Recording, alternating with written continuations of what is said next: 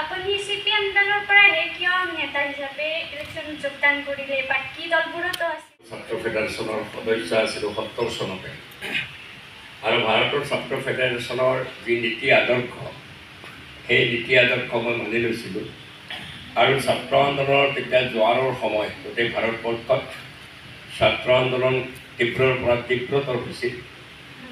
তোমালোকে হয়তো জানা ৭৪ চনত ছাত্ৰসকলৰ আন্দোলনৰ ফলতে ৭১-৭৪ চনত গুজৰাটৰ চৰকাৰৰ পতন ঘটিছিল। বিহাৰত ছাত্ৰ আন্দোলন ইমান পৰ্যায়লৈকে পাইছিল, শেষত গৈ পেলাই BJP মুভমেণ্ট আৰম্ভ কৰিছিল। জয়প্ৰকাশৰ নেতৃত্বত আন্দোলন হৈছিল। তাত ছাত্ৰসকলে বৰ সক্ৰিয়ভাৱে অংশগ্ৰহণ কৰিছিল। তেতিয়া মই বেনাৰস হিন্দু ইউনিভাৰ্চিটিত পঢ়ি আছিলোঁ আৰু বেনাৰস হিন্দু ইউনিভাৰ্চিটি তেতিয়া আছিল ছাত্ৰ আন্দোলনৰ উত্তাল কেন্দ্ৰ।